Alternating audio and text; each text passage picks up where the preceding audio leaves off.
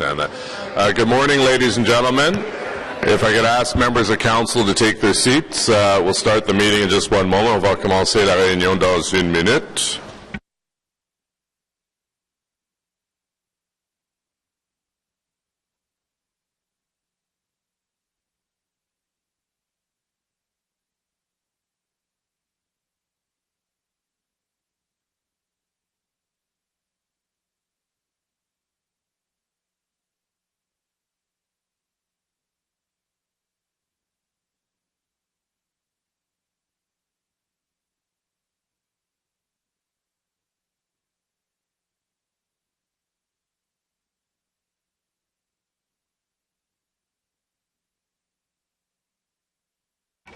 Good morning, ladies and gentlemen, and welcome to the Finance and Economic Development Committee for June 2nd, le Comité des Finances et Développement économique pour le 2 juin.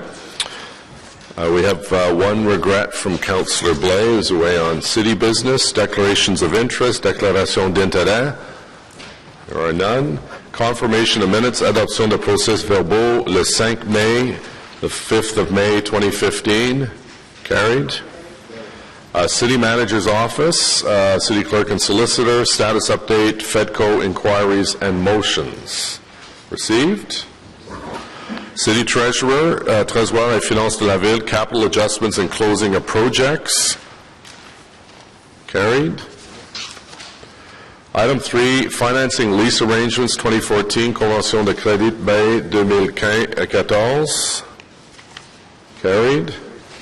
Item 4, 2014 Investment Endowment Fund Report. Good news from our Treasurer. Received. What's that? She doesn't get a bonus for that. Sorry, Marianne. But you have our gratitude and debt, and we're indebted, but not bad debt. Corporate Programs and Business Services Department Semi-Annual Performance Report. This is sending it to all of the various committees. Carried. Proposed term of council priorities. The city manager has a presentation. Just to remind members on this item, this is the high-level presentation. We're not getting into the specifics because our committee deals with our priorities at our next meeting, which is at the end of the month. So we'll come back to that. And then we have Economic Development Branch, CIP, Community Improvement Plan. Carried. The next one is also a CIP. It's working well in the East End. Community plan for Trim Road. A Trim Road one? Just the two of them together. Yeah, okay. Sure. Do you want to ask that now, if it's brief, because then we'll go back? Thank you. Thank you, Mr. Mayor. Thank you, Sam. I just have a question, because it was my understanding that the CIPs were at a far more strategic level as far as, I think we did a CIP, for example, on the 416 and Fallowfield lands, the City Gate lands, where there's going to be 7,000 some jobs. I just noted on this one that it's not like it's a game changer. There's 115 jobs for one, and there's 35 on the others, maybe. And so I'm just wondering why this would be receiving special attention, because I don't think whether we contributed, helped, or whatever, it would make much of a difference in Orleans.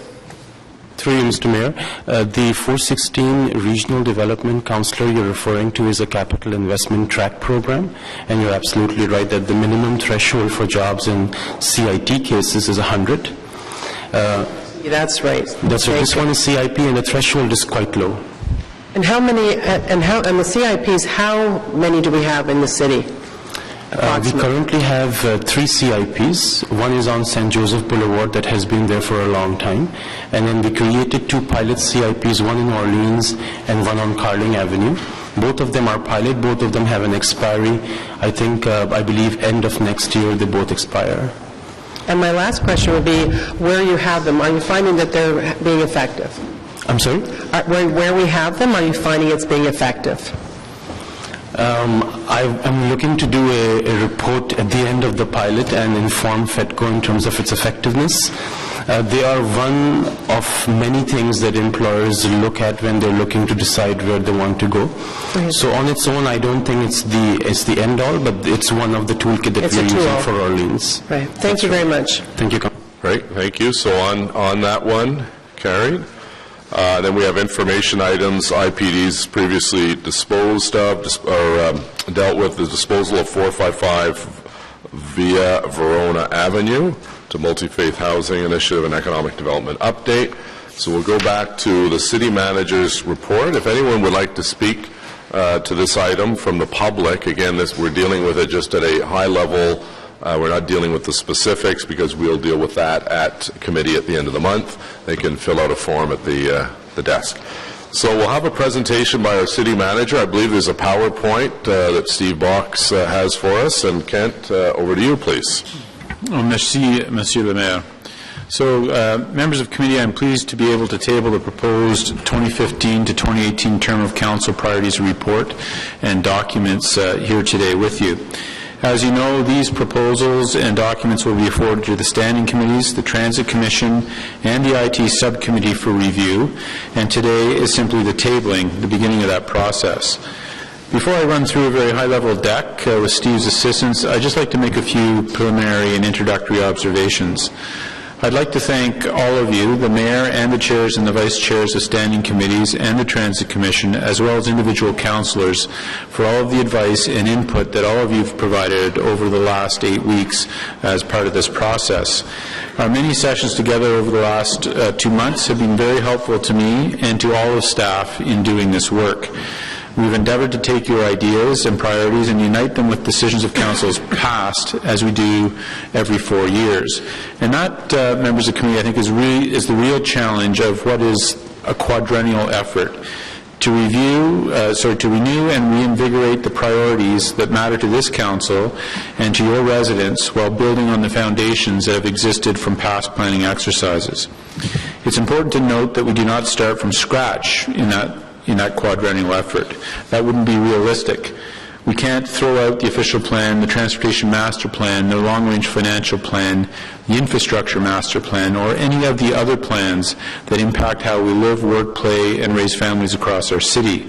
Those plans have required extensive consultation and effort by elected officials, residents, and staff in order to remain current and relevant. In other words, this priority-setting exercise is one part of what is really an evergreen effort at the city in terms of priority setting, planning, and city building. The foundation I mentioned a few moments ago has been laid by many previous decisions, including many decisions that have been made by this council last December and during your budget deliberations and in the months during the creation of this priorities report. Le personnel doit veiller à ce que vos idées, la pensée du Conseil actuel, soient efficacement appliquées aux directives passées afin de fournir une orientation au personnel demain et au-delà. La tâche est considérable et elle ne se termine jamais. Strategic initiatives are important because they flow from both the priorities and needs that have been articulated by each of you on behalf of the residents that you represent. But it's important to keep the process and what's presented in front of you for consideration in terms of the strategic priorities of this council in perspective. The $37 million in funding for strategic initiatives that is part of the envelope that you approved in this year's budget for this process is a lot of money. On its own, it is a big amount. But just as we cannot divorce priority setting from past decisions, we should also not forget that this $37 million represents approximately 1% of all spending that you've approved in this year's capital and operating budget alone. It's important to keep this in mind, in my opinion, and remember that this council has already made and will continue to make over the next subsequent 3 years of this term many other very significant decisions that will have tremendous impact on the city. Even in this report itself, it's important to note that the strategic priorities and strategic objectives will be as critical to staff efforts during this term of council as the strategic initiatives that I just mentioned. As this term unfolds, staff will use those priorities and objectives as guideposts and will be reporting back on those to council. You will see them referenced in reports to committees, for instance, across the entire spectrum of operations. You will also see them in the context of project updates, like the Confederation Line and Arts Court, and in budget preparations and in regular performance reports to Council. When introducing the budget earlier this year, Council will remember that I pointed out that with the final implementation of the Service Auto Initiative, there would be a need for staff to refocus on longer-term fiscal planning. There's a need to identify savings across the corporation so that we can fund your Council priorities and keep tax increases under control, finance growth, and meet inflationary pressures as we go into 2016 and beyond. That process is also underway, and it will be another one of those major efforts where staff will be applying the lens of the priorities and the objectives that you approve as part of this process in considering the proposals that are tabled with you today. And now I'd like to run through a short deck with Steve's help to give you some more high-level detail on the background of the process that we've used and how this report was developed, how consultations have and will occur, and other pertinent information relevant to the process. If you go to slide 2, please, Steve. It's useful to briefly note that the background of the process we've used to establish these priorities. And that goes all the way back to 2011 when this framework that we're using, the corporate planning framework, was adopted by the past Council. This Council provided further direction on that process through the adoption of the governance report in December of 2014. This corporate planning framework provides staff the guidance and direction that's required as staff work with mayor, committee leadership, and individual councillors in the development of the proposed strategic priorities, objectives, initiatives, and the performance measures that are included in the report that's in front of you. That process is one that we have evolved together between elected and non-elected officials, and it strengthens accountability at all levels of our city administration, both at the staff level as well as, I believe, for council oversight of staff. It also has provided the necessary direction for the effective alignment of the corporate planning and the annual budget process. Next slide. As I mentioned earlier, all of your individual and collective input has been an important part of this process. Since January, there have been many sessions involving staff and the mayor, standing committee and transit commission chairs and vice chairs and individual councillors. And many key sources of information that you provided us with have fed not just through those deliberations, but into the report that's in front of you today. We also took into account past decisions of Council and master plans that are in place and in effect, as I mentioned a few minutes ago. Those master plans, the official plan, the transportation master plan, and the infrastructure master plan involve perhaps the most extensive public consultation in our city's history, and they are integral to the consideration of priorities and initiatives for the next 4 years. The same is true of other planning documents that guide our work: the long-range financial plan, the 10-year housing and homelessness plan, the environmental strategy, and the renewed action plan for arts, culture, and heritage, all of which had substantial public input. All of these have been considered and built into this document. Also considered were strategic initiatives that were identified in the past city strategic plan, where those initiatives have a carryover and are not complete. We've also considered election commitments of all of you. We've spent a lot of time and effort going through the election campaign and comments that were made by elected members of council, as frankly those best reflect, in our view, community and neighborhood priorities that you are articulating. I should also note that advisory committees were invited to provide input into the process, and they will have a further opportunity to provide comment on the specific proposals through appearances over the next month at upcoming standing committee meetings. In addition to the public consultation that has been part of ongoing planning, there will be more community input as these proposed priorities proceed through the legislative process of committees, the Transit Commission, and Council in the coming weeks. Et bien sûr, les conseils externes qui font partie de la structure de gouvernance de notre ville, le service de police d'Ottawa, la bibliothèque publique d'Ottawa, santé publique d'Ottawa et logement communautaire d'Ottawa ont participé tout au long du processus. The development of their individual strategic plans will mesh with the directions provided by Council, and they will keep Council informed following the government's requirements that are in place for each of them and their strategic planning. It should be noted that the police services operates on a slightly different schedule. They have a 3-year strategic planning cycle.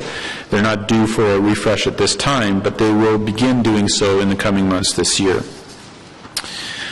So without commenting on any of the detail, as the Mayor mentioned, this is a tabling today, and the detail will be the subject of your next meeting on the 29th. I'd just like, what is in this term of council priority listing? We've tried to be more precise in the definition of objectives and performance measures than in the term of council priorities for the last term, so that everything could be more easily explained, understood, and measured for success. This has resulted in a plan that is reduced in numbers, but more focused in scope and intent than the previous plan. There are 7 strategic priorities for this term of council, and out of these broad priorities flow 21 strategic objectives which define outcomes to be achieved. In turn, those objectives give rise to some 63 strategic initiatives that will be the subject of performance measurement and reporting back to Council over the duration of this term, should you adopt those at the end of this process. I would also note that the oversight is assigned generally to the appropriate standing committee, subcommittee, or transit commission based on their respective mandates. You'll see that those proposed assignments in the report. However, should there be any question of responsibility that arises, lead standing committee chairs will determine when items should be referred to other standing committees in consultation with those other standing committee chairs as per the governance report.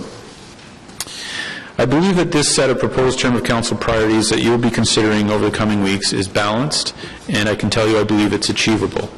I feel it's balanced because we've had the benefit of so much very effective and useful advice from the Mayor and councillors, and I feel it's achievable similarly because of that same input, but also because it reflects goals and actions that have been part of the many council deliberations and public consultations that have produced those many master plans that I mentioned earlier. I believe that we are placing before you a proposed term of council priorities report that meets the needs of urban, rural, and suburban communities and neighbourhoods across this city. It's a proposed plan that satisfies the directions that have been provided to staff by this Council and through previous decisions. Et voilà, le rapport a été déposé. Au cours des prochains mois, le comité et la commission examineront le rapport et le public fera ses commentaires selon le calendrier indiqué sur cette diapositive. Council is scheduled at this time for final consideration on July 8th. And the final approved document will constitute the 2015 to 2018 City Strategic Plan and Balanced Scorecard that staff will report back to Council on over the remainder of this term. Thank you very much, Mr. Mayor, for the opportunity to introduce the tabling of this document. Great, and I want to thank both you and Steve Box. I know that the hour upon hour of work that you and your staff and all of the senior staff fed into this. Also want to thank members of council because I know a lot of time was spent on individual meetings with chairs, vice chairs, and members of council, so thank you for that. So just to remind you again, this is really about the high-level process because we're going to get into the details on our sphere of responsibility at FEDCO at our meeting on June 29th. And the Deputy Clerk reminds me that you should plan to have all day and perhaps part of the evening because that's a very heavy agenda on the 29th. So please keep that in mind when you're looking over your schedule. So any questions on process to the Deputy or to the City Manager? Councillor El Shantiri. Thank you, Mr. Mayor, and thank you, Mr. Kirkpatrick. When we talk about the $37 million council priority as a budget, that's for the whole term of council, not a yearly basis. So we can clarify that once. And when you talk about, I'm a little bit interested in about the balance or the scorecard. Like, how are you going to measure this? Like, what's the measuring stick you'll be using in this matter? Because when you talk about strategy, the strategy doesn't mean it'll benefit you today or tomorrow, but maybe in the long run. So how would you measure that? Like, I mean, even beyond the term of council. I'd like to understand how you're going to do this. I think the issue that you've raised, Councillor, is an important one. You know, there's that old motto that we've all heard that, what gets measured gets done. And so that's why you will see in the document that's being tabled today for outcomes and initiatives very specific measurement criteria that are being recommended to you for consideration, so that when you approve this document, you're not just approving the priorities, the objectives, and the initiatives, but you're also approving the basis upon which those will be measured. The achievement of them will be measured, and as you would imagine, it's it's a different basis for each one, and that we would be reporting back through the balanced scorecard reporting process to Council during the term. Also being tabled as part of this today is the final reporting on the 2014, the last strategic set of strategic priorities for Council in the last term, and we would do that as well throughout, as I mentioned, this term as well. So if you look in the document, you will see the actual recommended metrics for the measurement of each of the achievements. And would it be fair to say it's going to go over and beyond this term of council? When you talk about a change in the strategy, it doesn't mean just for this term of council. It's going to be some of it will be for the future as well, because the last. That's correct. Perhaps the last council priority, we set, like whether we say environment, recycle issues, we try to measure those, but that carry on to another, so that you're not starting from zero, you continue and stuff you already has established in the past. Absolutely, Councillor. Okay, thank you, Mr. Mayor. Yeah, that's a good point to remember. Councillor Aguilar? Thank you, Mr. Mayor. First of all, Ken, thank you to you and your team. I see a lot of good citywide initiatives in here that are going to benefit all communities, like the increase in the rent grants, the ward traffic calming funds. So I think it does cover the whole city, and I think that's great. My question is, and perhaps this is directed to you, Mr. Mayor, it's more about process. So we're going to be going to the individual committees. Is the process going to be similar to what we went through with the budget process? In other words, at individual committees, you can bring a motion to make changes within those strategic initiatives, but you wait until a full council meeting if you want to move something from one grouping to another grouping. Is that correct? That's correct. Okay, thank you for that. I'm not suggesting you have any motions at this time. I'm just trying to figure out the process going forward. Right. Thank you. Councillor Brockington? Thank you, Your Worship. Just on process as well,